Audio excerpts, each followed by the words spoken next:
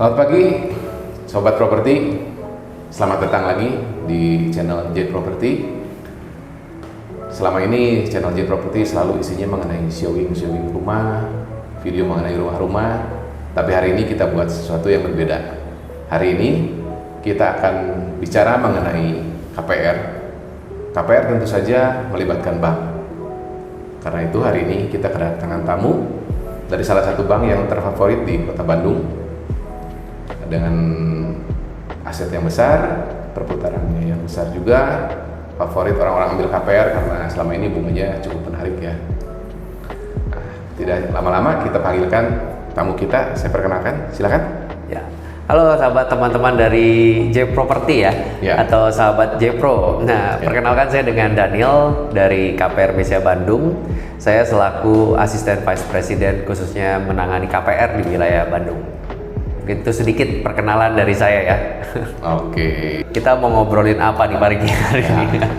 Jadi gini, selama ini kan kita juga klien yang ambil KPR itu banyak ya. Tapi banyak juga nih calon-calon customer kita itu yang masih pada nggak ngerti. Kalau KPR itu kayak gimana sih? Oke. Terus saya udah siap belum ya kalau KPR? Apa sih yang harus saya siapin? Saya harus punya apa dulu gitu. Terus ini harus ke bank mana? Saya milihnya berdasarkan apa nih gitu? Apakah suku bunga aja apa gimana? Nah, itu yang bingung tuh masih banyak banget ternyata. Banyak yang belum familiar ya dengan KPR itu. Jadi mungkin dari pihak bank juga bisa bantu menjelaskan sama kita ya supaya kita juga ngerti. Mungkin nggak semua orang itu berani ya datang ke bank terus nanya, saya mau KPR gimana nih? Kadang-kadang teh lebih pede kalau misalnya udah tahu dulu baru berani datang ke bank. Atau kadang-kadang juga kan kita antar kalau perlu ke banknya, dengan perwakilan banknya. Oke, mungkin pertanyaannya satu tapi jawabannya bisa panjang. Oke, kalau bicara KPR mungkin awal-awal aku jelasin sedikit. KPR itu kan kredit pemilikan rumah ya. Jadi buat para sobat-sobat J Pro yang pengen nyari rumah, dan kadang kan kita kalau bilang sistem pembayaran ada yang cash, ada juga yang kredit. Nah, KPR ini yang khususnya untuk yang kredit. Nah, tadi apa sih KPR itu ya? Kredit pemilikan rumah. Jadi nasabah-nasabah yang mau beli rumah bisa dengan menggunakan kredit dari bank. Yang pasti ada bunganya. Nah, tadi kan ada juga syarat ya. Syarat-syaratnya. Yang pasti kalau kita ngomong di Indonesia, harusnya di bank manapun ya, yang pasti syarat pertama harus WNI. Warga negara Indonesia. Kalau warga negara asing bisa gak sih? Kalau di BCA, kami belum makan nih untuk yang warga negara asing. Jadi kita hanya warga negara Indonesia dan pastinya sudah layak hukum. Apa sih layak hukum? Yang pasti kalau kita ya bicara layak hukum, orang itu harus punya KTP. Jadi KTP atau sudah berpenghasilan dan berumur 18 tahun, itu kita sudah anggap layak hukum. Yang ketiga tadi saya sempat singgung, yaitu ya pasti harus punya penghasilan kalau mau kredit ya. Karena kan bank nggak mungkin ngasih kredit ke nasabah-nasabah kita yang tidak berpenghasilan. Betul. Jadi penghasilannya harus tercermin. Tadi mengenai WNA, ini juga banyak yang tanya-tanya. Setahu kita hanya saat ini tuh untuk peraturan kepemilikan lahan, kalau itu landed untuk WNA itu belum bisa kan ya? Masih seperti itu kan ya? Ada aturannya. Kalau saya informasi sedikit, WNA itu kalau dia memiliki properti sini, kepemilikannya jadi turun. Yang kalau kita kenal tuh istilahnya adalah hak pakai. Jadi dia cuma boleh pakai. Kalau kita tidak bisa memiliki tanahnya itu secara pribadi, tidak bisa dimiliki ya? Nggak bisa HM, hak milik. Jadi kalau hak pakai itu ada certain time-nya nih, berapa tahun. Jadi setelah itu either dia harus jual ke warga negara Indonesia atau dia itu udah kembali jadi milik negara. Betul. Itu kalau untuk yang WNA. Berarti kalau untuk seperti apartemen gitu masih bisa ya atas nama WNA ya? Atas namanya memungkinkan, tapi haknya aja. Jadi hak pakai. Hak pakai, betul. Oke, sorry tadi terpotong, silakan. Tadi kalau bicara penghasilan, berpenghasilan ya. Nah, penghasilan itu di kita pun sebenarnya umumnya lah terbagi kan, ada yang karyawan, ada yang pengusaha, dan juga ada yang profesional. Nah, kalau bicara tiga sektor ini ya semuanya kita bisa apa saja sih karyawan ya karyawan pada umumnya lah yang kita terima gaji dari tiap bulan dan pasti kalau di BCA harus karyawan tetap.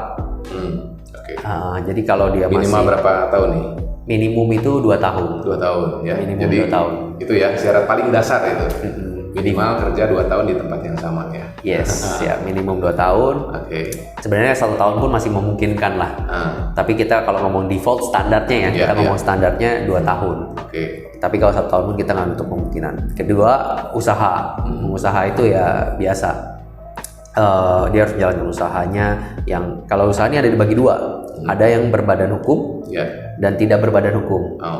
Berbadan hukum yang sudah pasti kayak PT, CV, sudah clear lah. Nah, yang menariknya di BCA kita bisa proses untuk yang tidak berbadan hukum. Nah, berbadan hukum ini apa? Yang tidak berbadan hukum ini apa nih? Contoh orang dagang, orang dagang toko kelontong lah. Perusahaan perorangan lah ya. Perusahaan perorangan, pribadi jual-jualan kayak gitulah ya. Online shop lah yang lagi tren sekarang. Online shop bisa gak? Memungkinkan. Kita memungkinkan proses untuk yang online shop. Yang penting secara rekening perputaran usahanya itu masuk ke rekeningnya. Jadi kita bisa cek nih. Kita sebagai sisi perbankan bisa cek usaha dia berjalan gak sih?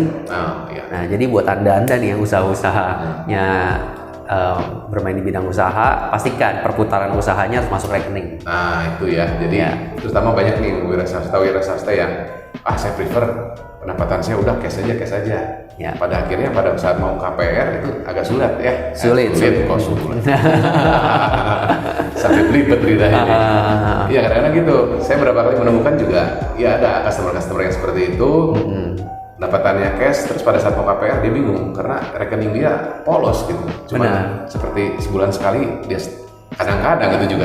Kadang-kadang nggak setiap bulan gitu dia story penghasilan dia. Itu agak sulit tergambarkan kalau gitu ya. Jadi saran dari kita sih kalau memang ada rencana untuk KPR ke depannya, alangkah baiknya semua perputaran uang itu dimasukkan di dalam rekening supaya tergambarkan. Betul banget Pak Riki.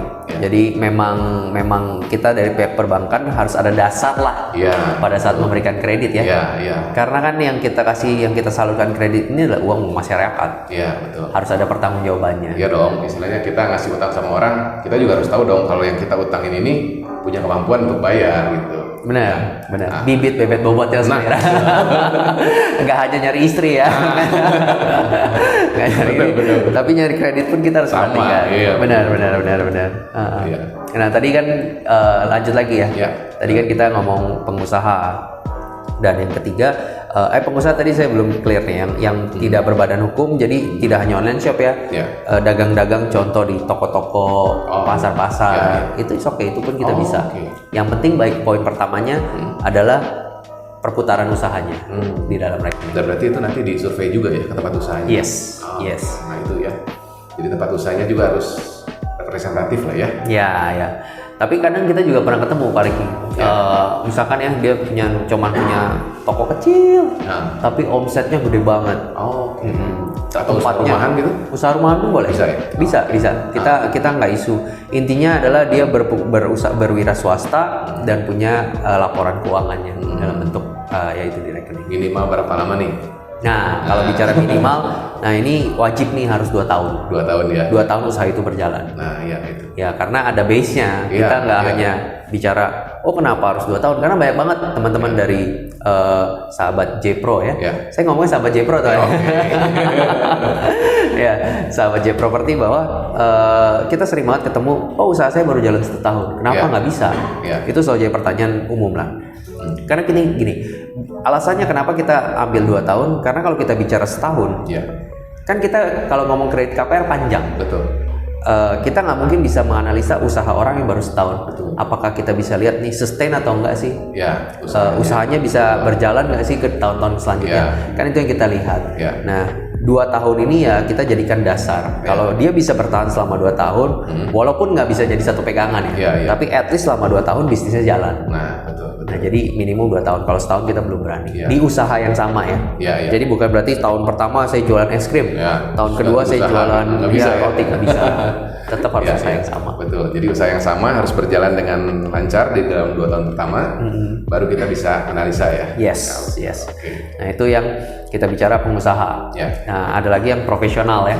Yang profesional intinya dia bergerak usaha seperti kayak buka dokteran, agent asuransi. Intinya ada izin-izinnya lah. Pekerjaan-pekerjaan yang ada izinnya. Nah itu bisa profesional. Oke. Seperti itu. Itu pun minimum harus sudah 2 tahun. Nah kalau kayak kita nih, agent properti nih, Yes. termasuknya apa nih? Bisa nggak nih? Kita agent properti, oh ini menarik banget. Jarang yang nanya kan? Jarang yang nanya. Agent properti itu bisa atau enggak? Kita bisa. Oke. Kita bisa untuk memfasilitasi, apalagi teman-teman dari Jepro ya, tahuan jualannya Yakult. Nah kalau agent properti kita memungkinkan, karena yang kita lihat adalah penghasilan per tahun. Kan, nah kita harapkan sih dilaporkan. Penghasilannya dilaporkan dari SPT, kita bisa lihat kan, kita bisa tarik rata selama setahun penjualan dia total berapa, kita tinggal bagi dalam bentuk 12 bulan. Nah itu masih memungkinkan untuk para agent properti buat ajuin KPR. Banyak kok buat teman-teman nih. Bisa. banyak. Kita banyak memfasilitasi teman-teman broker yang mau KPR. Dan ya mumpung bunganya juga bagus-bagus kan KPR. Nah itu yang kalau kita bicara sektor yang bisa kita fasilitasi ya, karyawan, pengusaha, dan juga wira swasta. Berarti hampir bisa dibilang hampir semua kalangan ya bisa difasilitasi dengan KPR ya. Selama itu memungkinkan dari perputarannya ya. Kita di situ. Betul. Selama intinya punya penghasilan lah. Iya. Kalau untuk mau mengajukan KPR nih, apa sih yang harus dipersiapkan? Yang paling sering banyak orang tanya nih. Dokumen-dokumen lah ya. Kita bicara dokumen ya. Kalau tadi kan syarat penghasilan. Kalau dokumen ada banyak sih sebenarnya. Kalau kita bicara sebagai kita yang masih single, yang pasti kalau saya ada jadi 3 ya. Pertama apa dokumennya? Dokumen pribadi, dokumen jaminan, dokumen penghasilan. Ya. Kalau pribadi, masuk rekening tadi ya? Iya. Kalau penghasilan tuh ya tadi rekening, surat keterangan kerja, dan segala macamnya. Kalau dokumen pribadi standar kalau kita single ya, masih belum menikah, KTP, NPWP, kartu keluarga. Nah ini 3 dokumen wajib lah. Apalagi NPWP, KTP itu wajib. Itu tidak boleh tidak. Kartu BPJS sekarang wajib kan nih? Karena itu tren nih sekarang nih. Benar. Menarik tuh ya BPJS. Karena memang ada aturan terbaru ya. Aturan terbaru yang belum lama keluar. Ini kalau video ini diluncurkan mungkin beberapa bulan ke belakang. Beberapa bulan ke belakang kita ada aturan dari pemerintah bahwa setiap transaksi akte jual beli. Tidak hanya properti ya? Jadi akte jual beli harus melampirkan BPJS. Kalau tidak bisa dilakukan AJB. Nah itu ada aturannya dari pemerintah. Jadi benar banget kartu BPJS pun kita sudah punya ya. Jadi kalau balik lagi ke tadi ada dokumen pribadi yang single. Nah kalau yang menikah ya tinggal tambahkan akte nikahnya sama dokumen-dokumen si pasangannya. Baik suami ataupun istri. Nah kalau dokumen jaminan yang pasti kita harus punya lihat sertifikatnya, kondisi sertifikat, dokumen sertifikat, IMB dan PBB terakhir. Itu 3 dokumen jaminan. Dan kalau dokumen penghasilan, nah ini beda-beda nih. Kalau yang karyawan sudah pasti rekening gajinya. Kedua adalah slip gaji atau surat keterangan kerja. Jadi yang surat keterangan kerja yang bisa memberitahukan bahwa berapa lama dia bekerja di sana, penghasilannya berapa, dan ada kop suratnya. Oke, itu kalau yang ke karyawan. Kalau yang bicara wira swasta, yaitu kalau dokumen yang berbadan hukum, akte PT, akte pendirian, akte perubahan, SIUP, TDP, NPWP, dan rekening perputarannya. Kalau yang tidak berbadan hukum, yang ini hanya cukup rekening. Nah, simple. Malah lebih simpel ya? Lebih simpel, jauh lebih simpel. Jadi kita hanya cukup lihat rekening perputarannya. Kalau yang bicara yang profesional, yaitu adalah rekening penghasilan dia atau rekening perputaran keuangan dia lah ya. Sama surat izinnya. SIP-nya. Kalau dokter surat izin praktek. Kalau agent asuransi ya kan setahu saya asuransi itu ada AAJI ya kalau saya nggak salah. Betul. Ya kayak gitu-gitulah. Surat izinnya. Yang membuktikan bahwa dia resmi berprofesi sebagai itu. Yes. Itu kalau bicara dokumen ya. Jadi bagi jadi 3, pribadi, penghasilan, dan jaminan. in detailnya nanti bisa cek di website kita juga sih. Nah, jadi buat Sobat Jet Property, kalau nanti misalnya ada pertanyaan, boleh nanti komen di bawah ini.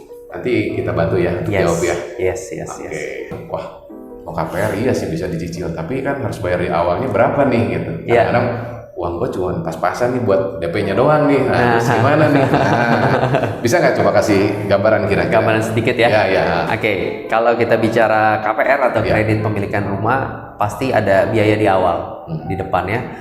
Yang pertama adalah biaya appraisal.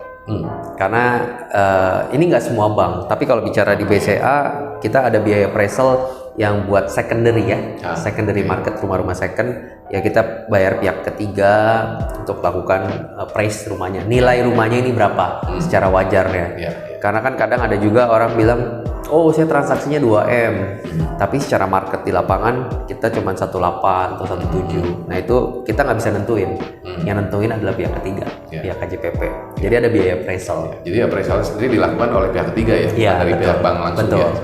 Nominalnya 1,1 sampai 1,5. Untuk appraisalnya? Tergantung plafon pengajuannya.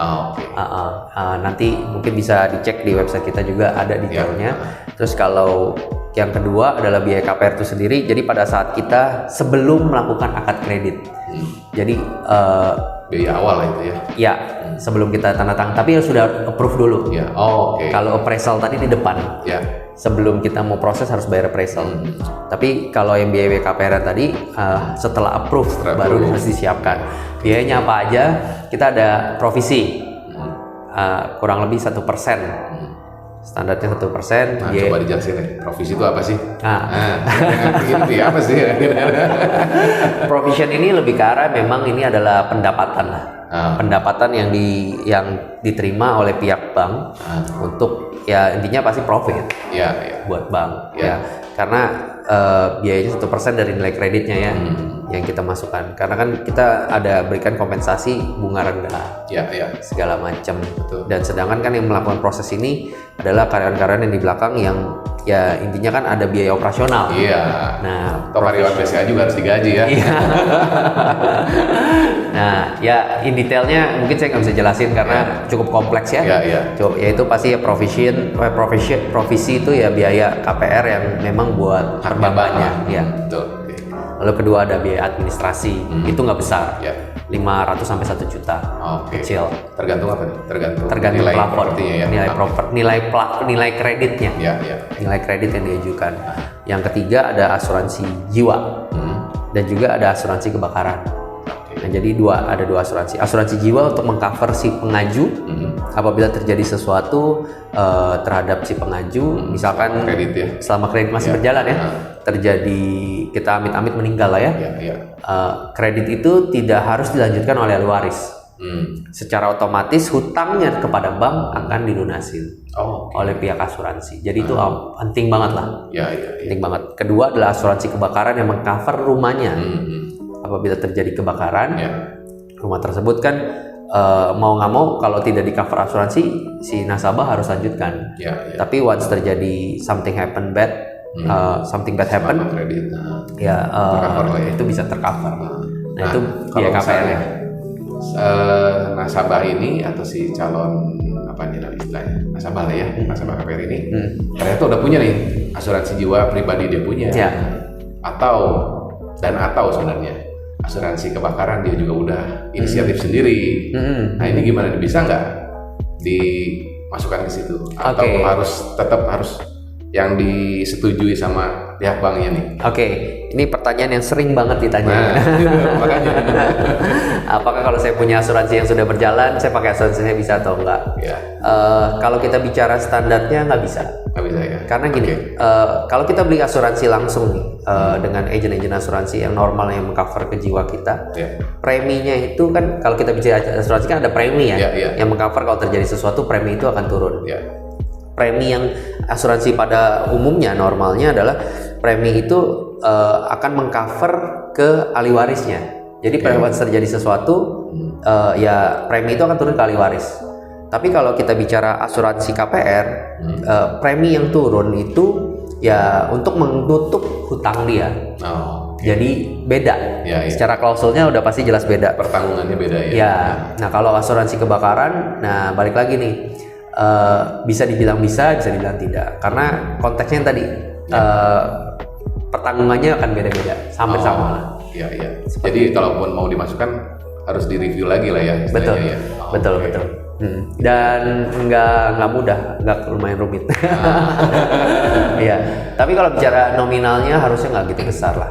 Ya. Apalagi kita yang para sobat-sobat muda, sobat-sobat muda kalau mau ajuin KPR, biayanya pasti cenderung lebih murah. Ya. Karena umur dan resiko. Kalau kita bicara kredit kan pasti ada perhitungan resiko ya. Betul. Resikonya akan jauh lebih mudah. Nah, ini nih yang sering ditanyain terutama buat sobat Jepro yang masih muda-muda nih, terutama yang semangatnya tinggi karena baru mulai kerja nih. Wah, saya mau langsung KPR. Itu kadang-kadang kan juga mereka juga perlu tahu nih, minimum penghasilan berapa sih bisa ikutan KPR nih gitu. Oke. Kadang-kadang kan takutnya gini loh, orang tuh terlalu mimpinya terlalu besar gitu. Wah, saya pengen cepat punya rumah. Ternyata mau ngajuin KPR, gaji lu baru segini, lu udah mau KPR. Coba dikasih tahu deh supaya mereka juga nggak malu gitu kalau sampai. Oke, kalau kita bicara minimum ya, kita ngomong minimum penghasilan, sebenarnya tergantung dari kredit yang mau diajukan. Ya. Kalau kita bicara minimum kredit di BCA, kalau bicara produk secondary market adalah 250 juta. Jadi let's say kita mau beli apartemen, harga 3,5. Ya kita minimum ambil kreditnya 2,5. Oh iya. Kalau mau lebih boleh, berkurang nggak boleh. Ya. Nah kalau 2,5 itu, nah balik lagi mau ambil jangka waktu berapa?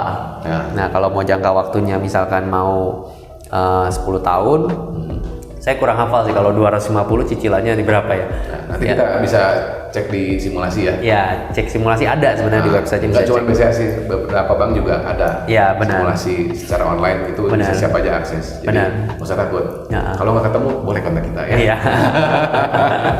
Ya, let's say 250 kita anggap aja 5 juta. Anggaplah contoh misalkan 5 juta dengan 10 tahun ya. Nah, itu minimumnya berapa? Ya at least kalau kita ngomong standar sepertiga. Jadi 5 juta harus 15 juta. Nah, tapi kan zaman sekarang ya balik lagi kita nggak bisa saklek seperti itu. Jadi kalau kita bicara di BCA sampai 50% pun it's okay. 5 juta cicilannya 5 juta, masih ada cover 5 juta lagi, ya 10 juta gaji masih oke. Karena ya itu balik lagi, kan orang hidup tidak hanya buat bayar cicilan. Jadi harus ada spare buat penghasilan lain buat biaya hidup. Benar, kita harus perhitungkan. Nah, kalau itu yang ngomong 5 juta. Jadi kalau ngomong standarnya ya mungkin gaji di bawah 10 juta pun masih memungkinkan. Depend on ya udah plafon kreditnya. Kalau mau kecil ya dengan plafon 250 juta ambil 20 tahun kan paling cicilan mungkin 3 juta, 2 juta. Nah, itu jadi mungkin masih sekitaran 8-9 juta udah bisa mungkin ya. Ya, itu pun mungkin minimum ya. Kalau sudah di bawah itu mungkin akan lebih tight, lebih sulit. Bukan saya bilang tidak bisa, tapi akan lebih sulit. Karena balik lagi kita kan kalau memberikan kredit perhitungannya juga harus clear. Dengan penghasilan segini, biaya rumah tangga dia berapa? Zaman sekarang, ya kita anggaplah kita belum nikah masih baru kerja. Lifestyle minum kopi seharian udah berapa? Harga-harga naik nih, semua naik, apa-apa naik, semua ada biayanya. Iya, betul. Ya, jadi kita mesti perhitungkan kondisi. Ya mungkin ya 8 juta masih aman. Masih bisa ya. Tapi jangan tadi kayak kata Pak Riki ya, jangan sampai gaji 8 juta mau beli rumahnya 10 M. Mulu-mulu kayak jangan. Nah, itu betul. Kalau ke bank ini bunganya berapa? Kalau ke bank itu bunganya berapa? Nah, itu kan bukan satu-satunya, tapi yang paling penting pertama ditanya itu sama calon nasabah tuh selalu itu. Iya, benar banget. Saya tepatnya setuju banget sama Pak Riki bilang bukan satu-satunya, tapi selalu menjadi yang pertama. Ya seperti banget. Tapi memang kalau bicara bunga ya, kita BCA ini kan sekarang lagi momennya ulang tahun. Februari kemarin dan sampai sekarang programnya masih berjalan, dan kita selalu di tiap ulang tahun kita selalu ngeluarin bunga-bunga terbaik kita. Nah, bunga terbaik kita mungkin sobat dari J-Pro bisa cek juga di website kita. Pertamanya adalah start dari 2,65. Nah, itu murah banget. 2,65 startnya sampai dengan berbagai macam variasinya sampai dengan mungkin yang fix 5 tahun kita di 488. Jadi kalau kita ngomong standarnya, banyak kan orang ya ambil kredit itu mungkin yang fix 3, fix 5. Nah, kalau fix 3 kita berapa sih KPR BCA? Fix 3 kita itu adalah 3,65. Nah, itu jadi, termasuk yang paling rendah juga ya selama ini ya? Yes. Puji Tuhan ya, so far masih dipakai oleh banyak masyarakat Indonesia bunga 3,65 kita. Dan juga yang kelima pun yang kalau mau aman, kalau rencana mau ambil panjang kreditnya, ya saran kita ya ambil yang fixnya juga panjang. Karena kalau bicara KPR kan habis bank kasih program fix dengan jangka waktu tertentu. Tapi setelah program fix yang dikenakan adalah bunga floating. Nah, itu. Nah, apa sih bunga floating? Itu adalah bunga acuan yang dari pihak perbankan berikan di luar bunga fix. Jadi itu ada bank-bank yang bilang berdasarkan BI rate segala macam. Tapi tiap-tiap bank itu punya kebijakan beda-beda. Nah, biasanya bunga floating itu besar, tinggi. Nah, gambarannya nih dengan keadaan sekarang, floating rate berapa sih sekarang? Kalau bicara BCA ya, kalau bicara BCA kita di angka 11%. 11 ya, nah kan gapnya lumayan banget kan? Jauh. Jadi bicara 365 habis itu floating 11%. Nah, tapi yang menarik ini, BCA itu kan selalu senantiasa di sisi Anda. Selalu memberikan pelayanan dan service yang terbaik untuk masyarakat Indonesia. Jadi kalau KPR BCA menariknya adalah kalau pada saat kita ambil jangka waktu let's say 20 tahun. Tapi kita mau ambil bunga yang kecil. Tadi kan ada concern masalah floating kan. Berarti 17 tahun saya 11% dong. Gila, harga rumah saya, bunga saya lebih besar daripada harga rumah saya. Nah, kalau di BCA menariknya adalah kita bisa pindah ke bunga fix lagi pada saat kita masuk ke floating. Nah, itu yang menarik dan banyak dimanfaatkan oleh para pengguna KPR BCA. Jadi pada saat masa fix selesai tahun keempat, dia mau kita sebut istilahnya adalah migrasi. Nasabah bisa migrasi ke bunga fix lagi. Tapi ya pasti ada biayanya. Nah, kurang lebih biayanya 4%. Tapi akan lebih beruntung, masih lebih bisa dibilang lebih untung. Jangka panjang ya. Kita lihat gapnya 365 ke 11 aja udah bedanya kurang lebih 7%. Kita bayar 4% dari sisa hutang kita, pengkaliannya sisa hutang ya, bukan utang sebelumnya yang awal, bukan. Jadi sudah berjalan let's say 3 tahun, sisa tinggal anggaplah kita minjem 1M. Tinggal sisa 900 atau 800 dari 4% dari 800. Dari angka itu. Tapi tergantung biaya itu masih tergantung di tahun dia pengajuan. Nah, kalau kadang ada yang 2% segala macam. Jadi kalau misalkan ini biaya migrasi kita normalnya start dari 2%. Jadi lebih untung lah pindah lagi ke bunga fix. Setelah berjalan kena floating lagi, pindah lagi. Sampai berapa kali nih? Nah, menarik. Selalu ditanya. Sampai berapa kali sih sebenarnya bisa pindah? Nggak ada batasan. Nggak ada batasan. Selama gini, kita kan ada syarat. Kalau kita mau pindah, minimum tuh ambil fix yang berapa? Minimum tuh kita ambil yang fix 3. Jadi kalau let's say selama dia mau pindah masih ada jangka waktu sisanya 3 tahun, ya itu boleh pindah. Tapi kalau sisanya tinggal 2 tahun, setahun ya nggak bisa. Nah, kalau misalnya gini nih, rencana awal sih, KPR itu pengen 20 tahun. Kemudian ambil fix berapa tadi, 3 tahun atau 5 tahun lah ya. Let's say 5 tahun lah. Let's say 5 tahun. Setelah 5 tahun fixnya berakhir, takut kena floating, akhirnya melunasi. Bukan.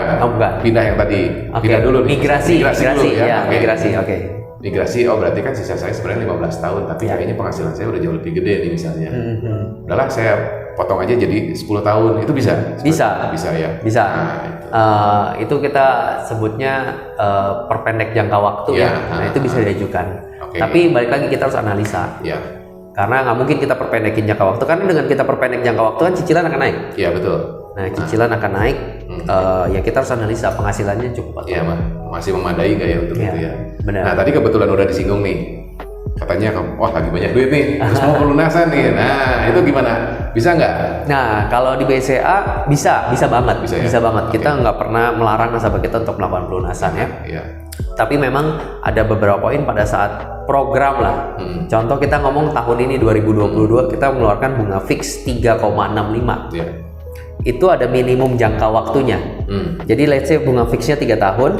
Tapi jangka waktunya bisa sampai dengan 10 tahun. Iya. Jadi selama periode dari tahun pertama sampai tahun ke-10, kalau dia melakukan pelunasan atau break kreditnya, ya dia akan terkena penalti. Oke. Penaltinya 2%. 2%. Dari nilai yang ingin dilunasi ya. Oh iya. Bukan misalkan dulu minjemnya 1M, 2% dari 1M enggak. Iya, enggak. Tapi Dari let's say sisanya ya? ya dari sisanya. Oke. Nah, kan misalkan tadi dibilang ambil 20 tahun ya. Iya. Dia ambil yang fix 365. Selama 10 tahun dia migrasi, ambil yang tidak ada jangka waktu. Pas tahun ke-10, tahun masuk tahun ke-11 dia mau pelunasan nih. Benar-benar saya mau pelunasan deh. Dan itu di momen dia setelah migrasi tidak ada lock tenor. Nah, itu free. Oh, oke. Tidak ada biaya sama sekali, jadi tinggal menyiapkan dana di rekening dan telepon ke Halo BCA menginformasikan kapan mau pelunasan dan segala macamnya. Nanti tinggal konfirmasi, oke, tinggal perjanjian tanggal. Biasanya sih kita sesuaiin dengan tanggal cicilan. Biasanya tanggal cicilannya 25, ya kita lunasi di tanggal 25. Oke. Dan itu free. Buat semua tahu nih, untuk tahun ini apa sih yang gebrakan dari BCA nih mengenai KPR? Oke. Kalau bicara gebrakan yang pasti kita tidak pernah lepas dari bunga lah. Oke. Bunga. Nah, yang menariknya BCA adalah bunga BCA ini kan kita bicara sekarang kita di wilayah Bandung ya. Kita keluarkan 365. Bunga ini tidak hanya berlaku di Bandung saja, tapi secara nasional. Jadi semua masyarakat Indonesia bisa menikmati bunga ini 365. Kita nggak milih-milih. Misalkan orang yang kaya banget bunganya kecil segala macam enggak. Tapi bunganya kita pukul rata. Jadi benar-benar bunga ini berlaku secara nasional. Dan pastinya tahun ini juga nggak bisa kita pungkiri lah. Semua bergerak ke arah digital. Semua bergerak ke arah digital dan apa yang BCA keluarkan di tahun ini cukup banyak. Sebenarnya sudah beberapa tahun kebelakangan, tapi berjalan terus ditingkatkan. Jadi kalau bicara sekarang, digitalisasi sudah dilakukan, khususnya produk KPR. Jadi buat sobat dari J-Pro yang ingin melakukan pengecekan nih, let's say, saya dengan penghasilan saya let's say 10 juta. Saya bisa ambil KPR berapa sih? Itu kan orang umum pada pengen nanya kan, bingung daripada saya ke bank jauh-jauh gimana. Nah, BCA punya fasilitasnya. Jadi tinggal datang ke rumah saya .bca.co.id, rumah saya .bca.co.id ya. Catat ya. Nah, nanti bisa di sana bisa ada simulasinya. Baik simulasi kalau saya mau cicilan berapa, saya bisa dapat plafon berapa. Atau dibalik, nah itu bisa memungkinkan. Itu satu. Kedua untuk simulasi. Yang selanjutnya adalah kita juga bisa pengajuan via online. Buat nasabah sendiri. Jadi di situ bisa langsung ngisi form segala macam, nggak harus ke cabang lagi. Nggak harus ke cabang-cabang, tinggal isi form, nanti tinggal dilengkapi, secara otomatis pengajuan akan langsung diproses. Dan yang ketiga ada tracking. Nah, kan sering banget ya. Kalau bicara proses KPR kan nggak mungkin 1-2 hari selesai. Betul. Kita nggak kayak lagi belanja baju ya. Kita kasih kredit ratusan juta. Betul. Bahkan sampai miliar. Jadi prosesnya pasti butuh waktu. Nah, itu nasabah bisa cek nih. Kita di BCA itu, KPR BCA itu bisa cek, status saya udah sampai mana ya? Apakah lagi proses appraisal jaminan kah rumahnya, atau proses analisa atau pengikatan atau apa? Dan di website kita pun juga ada edukasi mengenai tentang cara KPR, terus mengenai dokumen-dokumen KPR, banyak artikel-artikel informasi lah. Jadi ya kalau bisa dibilang terobosan, yang pertama pasti bunga, yang semua orang pasti tidak menjadi satu patokan tapi selalu ditanya, bunga. Dan yang kedua yaitu digitalisasi kita sudah mulai berkembang. Jadi yang masih pengen baca-baca, belajar bisa ya bisa. Ngulik-ngulik lebih detail bisa belajar dari situ, mau puter-puter ulang lagi tayang ini juga boleh. Masalah kita. Nah, yang menarik nih dari materi yang Pak kasih ke kita nih, itu ada aplikasi masuk, kemudian ada tanggal-tanggalnya 2 Februari, Maret, April, dan realisasi sampai Agustus. Ini apa sih? Periode program ya, kita bicara periode program. Tadi bunga yang sempat saya sounding mengenai 2,65, 365, dan 488 itu ada periodenya, jadi tidak berlaku sepanjang tahun. Bunga ini kayak contoh tadi kan kita start dari Februari, awal Februari sampai dengan akhir bulan ini, April. Jadi video ini mungkin tayang di bulan apa? Ini bulan April. Itu adalah batas pengajuan. atas pengajuan dan sampai dengan nanti kalau sudah ajuin dia mau akadnya kapan. Jadi nggak harus misalkan ajuin bulan April, akadnya harus bulan April. Nggak. Okay. Nah kita ada kasih periode masuk di bulan April, akadnya bisa sampai di Agustus. Nah itu periode program. Jadi nggak wajib begitu approve harus langsung akad ya. Ya, tapi memang disarankan ya kalau sudah approve buat apa lagi nunggu. Iya, ngapain ditunda-tunda lagi ya. Benar. Tapi jangan khawatir. Kan banyak banget yang nanya setelah bunga program ini selesai bunga BCA jadi berapa? Ya. Pokok naiknya tinggi banget segala macam. Nah kalau saya sampaikan bahwa bunga pasti akan naik. Ya. Bunga pasti akan naik, tapi mungkin tidak akan yang sampai 2 kali lipat. Jadi masih affordable lah untuk pengajuan KPR karena kan KPR BCA kan juga punya visi kan mendorong perekonomian Indonesia ya. Jadi kita nggak mungkin ngasih bunga yang terlalu tinggi. Kan biar karyawan-karyawan atau masyarakat Indonesia bisa menggunakan KPR ini ya at least bisa memiliki rumah pertamanya dengan lebih mudah lah. Nah, jadi bunganya pun nggak akan terlalu naik tinggi, mungkin naik berapa persen. Jadi jangan khawatir Sobat Jepro. Nah kemudian ini juga yang sering kali orang tanya nih, kalau ternyata nih Sobat Jepro ini ternyata ada yang udah KPR ke bank lain misalnya, ternyata setelah berjalan kok kayaknya sama BCA lebih menarik nih. Nah itu gimana nih? Namanya godaan selalu ada ya. Ini pertanyaan yang sulit untuk saya jawab. Oke, kita istilahnya take over. Take over ya take over. Oke, kita tidak menutup. Kita tidak bilang kita tidak bisa melakukan take over, tapi ada syarat-syaratnya lah. Karena kalau bicara take over itu ada banyak resiko yang harus diberikan atau si pemberi kredit lakukan. Jadi take over ini kita tidak buka secara umum, tapi ada syaratnya. Minimum syarat standarnya adalah minimum take overnya itu harus kreditnya 1M. 1 miliar dan tidak boleh take over jual beli. Apa sih itu maksudnya take over jual beli? Misalkan Pak Riki punya KPR, saya mau beli rumah Pak Riki, saya mau pakai bank BCA, saya mau yaudah Pak Riki bilang saya nggak punya dana nih buat lunasin, yaudah minta bank saya buat ambil aja kreditnya, terus pindahin ke saya BCA. Jadi bank BCA lunasin ke bank Pak Riki, lalu kreditnya pindahin ke saya. Nah itu nggak bisa. Kita nggak bisa take over jual beli, kita nggak bisa. Yang kita bisa jalankan adalah take over refinancing istilahnya ya. Jadi saya punya KPR, let's say di bank A, B atau yang lain, bank apapun itu, saya mau pindah ke BCA. Nah itu bisa, tapi minimumnya adalah 1 miliar. Kalau di bawah 1 miliar kita belum terima, tapi itu pun sifatnya case by case. Jadi saran saya lebih arah bijaklah dalam melakukan kredit ya, karena kredit KPR itu bukan kredit yang pendek. Jadi kredit yang panjang sekali kita sudah masuk akan sulit untuk keluar. Nah saran saya dibanding kita nanti repot sudah masuk terus mau take over repot susah. Nah pilihlah bank-bank yang bisa atau menyesuaikan dengan kebutuhan kita ya. Jadi let's say cari ya pasti bunga paling rendah, cari bunga paling rendah dan pastinya jangan sampai kita tidak baca klausul kreditnya, main tanda tangan aja, wow udah bagus sih bunga rendah, saya masuk aja ke sini, at the end pada saat sudah kena floating, stres. Karena yang tadi saya bilang, bedanya bisa berkali-kali lipat. Pada saat masuk ke floating nggak bisa dipindahin, mau pindah susah, ada biaya penaltinya gede, mau masuk ke bunga fix nggak bisa juga. Nah jadi kalau di BCA sendiri kan kalau kena floating kita masih ada peluang buat migrasi. Jadi itu salah satu poin plus lah yang mungkin yang saat ini BCA paling unggul untuk pindah ke bunga fix. Ini kan rumah saya lagi di KPR nih. Memang secara KPR ini adalah KPR pertama, tapi secara kepemilikan ini adalah rumah kedua. Jadi dia udah pernah punya rumah sebelumnya. Sekarang dia baru mau mengajukan untuk KPR untuk rumah kedua dia. Nah ternyata rumah keduanya ini lebih menguntungkan kalau disewakan ternyata. Karena dia hanya perlu 1 rumah sebetulnya.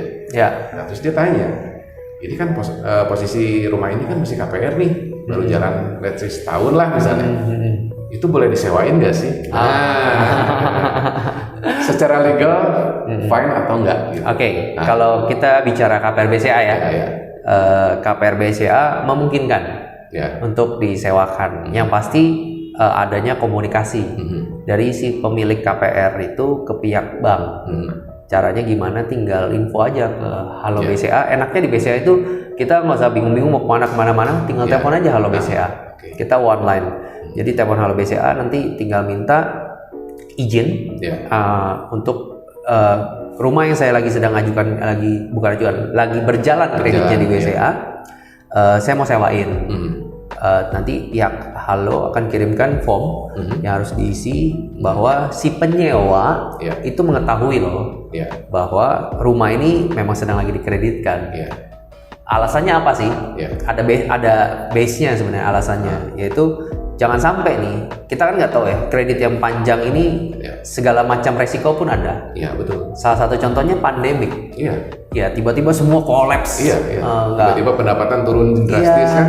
nggak bisa bayar. Iya. Mau nggak mau kan Resiko itu. resiko Nah, kan. Iya, iya. Nah si penyewa mengetahui bahwa once terjadi sesuatu dari si pengkredit si yang sedang ajukan kredit ini, Iya. ya dia mau nggak mau kalau misalkan memang orang ini udah nggak bisa bayar, rumahnya harus kita lelang dong. Nah. Kita sita, si penyewa harus keluar. Iya, nah itu resikonya kan. Ya, Iya. jadi harus mengetahui lah. Iya. Nah, tapi kan kita harapkan tidak sampai seperti itu ya. Iya, iya. Kalaupun memang terjadi sesuatu masalah, ya jelek-jeleknya mendingan dijual. Iya. Karena kalau sampai disita itu udah sayang lah semua rumah. Benar. Rusak juga nama baik ya. kalau- Iya, iya, iya, iya. Benar-benar. Jadi Iya, kalau iya. ditanya bisa atau enggak, bisa. Yang pasti untuk sobat-sobat J-Pro ya, kita dari KPR BCA pasti akan selalu membantu untuk menyajikan bunga-bunga yang rendah, ya khususnya di KPR dengan juga berbagai macam program kedepannya. Jadi jangan sampai Anda melewatkan kesempatan khususnya di awal semester ini untuk memiliki rumah. Cari rumahnya di rekan-rekan J-Pro, rumah-rumah yang tingkat investasinya menarik ya. Iya. Nah, karena kita bisa ketahui zaman sekarang kan kalau kita bicara investasi yang cenderung aman ya. Saya nggak bilang paling aman, cenderung aman ya properti. Iya. Sudah tidak terbantahkan bahwa nilai aset properti kita tuh tiap tahun kemungkinan besar bisa naik. Iya. Walaupun kadang ada sesuatu pandemi seperti ini pun, kan ya. kita udah nggak bisa hindari. Tapi normalnya kalau kita bicara normal kan properti adalah suatu aset yang sangat bagus ya. Iya. Jadi saran saya apabila ingin beli properti jangan tunggu-tunggu, Nah, jangan ragu-ragu, Iya. segera beli karena kalau kita nunggu uang kita sampai cukup nggak akan cukup, itu betul. nggak akan cukup. Jadi paksakan, kalau tidak bisa ya gunakan KPR. Iya.